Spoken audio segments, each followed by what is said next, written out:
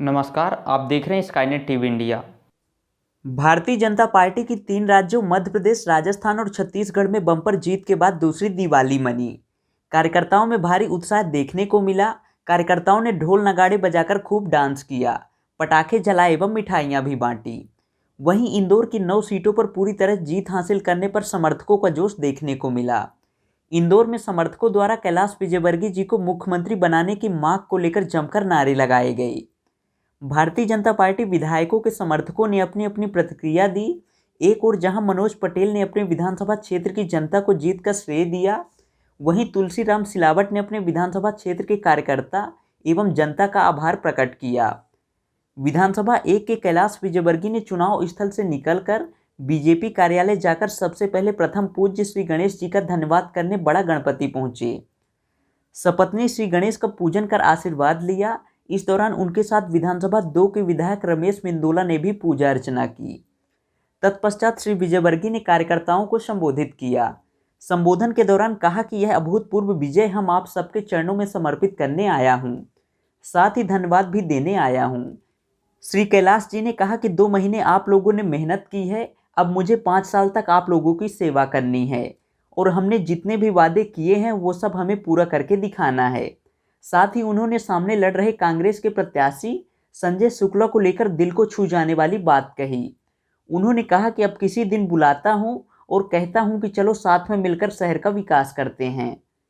देखिए ये रिपोर्ट। मैंने प्रधानमंत्री जब इधर से निकले थे उसके बाद मीडिया से कहा था, ये तीनों साथ में खड़ा है मेरे, कि भाई इंदौर की 9 सीट जीतेंगे, 160 सीट से ज़्यादा हम मध्य प्रदेश में जीतेंगे और कांग्रेस की 70 से ज़्यादा सीट नहीं आएगी। मैं कोई भविष्यवक्ता नहीं हूँ, पर मैंने पिछले 2 महीने में 103 विधानसभा में भ्रमण किया। 103 और उत्तर, दक्षिण, पूर्व, पश्चिम चारों क्षेत्र में, मतलब रीवा भी गया, सतना भी गया, झाबुआ भी गया, चंबल भी गया और मालवा निमाड़ में तो मैं घूमा ही, पिछले 1 साल से घूम रहा हूँ। मुझे गर्व है कि हमारे मोदी जी का नेतृत्व आज सारी दुनिया के सामने, मोदी जी का नेतृत्व है, अमित शाह जी की रणनीति है, नड्डा जी की संगठन की शक्ति जो पोलिंग बूथ और पन्ना प्रमुख तक गई है, ये जीत हम उस कार्यकर्ताओं को देते हैं जो पन्ना प्रमुख और पोलिंग बूथ पर जाता है। ये जीत उनकी जीत है, ये कार्यकर्ताओं की जीत है। और एक बात ध्यान रखना, जब हम जीत जाएं उसके बाद विनम्र हो जाना चाहिए, सबसे ज्यादा विनम्र। हमें बिल्कुल अहंकार नहीं पालना, हमें जनता की सेवा करना। चुनाव जीतना आसान है पर मतदाताओं का दिल जीतना बहुत मुश्किल होता है और इसलिए हम मतदाताओं की सेवा करके, विकास करके दिल जीतने का काम करेंगे।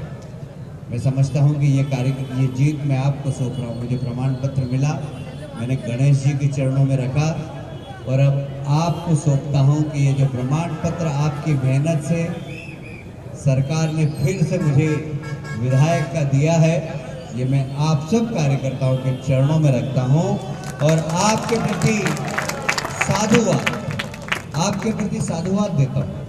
कोई छोटा व्यक्ति गलती करे तो क्षमा बड़न को चाहिए, छोटन को, और इसलिए हमें माफ कर देना चाहिए। उन्होंने क्या बोला, क्या कहा चुनाव में, भूल जाइए। मैं तो एक दिन बुलाऊंगा फोन करके और कहूंगा कि चलो बट्टे अपन दोनों विकास करते हैं। हमें बिल्कुल अहंकार नहीं होना चाहिए कि हम जीत गए। यह पहले दिन से मैंने आंकड़ा बता दिया था। नागदा में जब दिलीप शेखावत को बैठाने गया, मैंने कहा 50,000 वोट से जीतूंगा, 50,000 से कम से नहीं जीतूंगा। पहले दिन 50,000 से ज़्यादा वोट से, जैसे गुरुजी ने बोला, हारने की तो आदत तो नहीं, आज तक कभी नहीं हारे थे।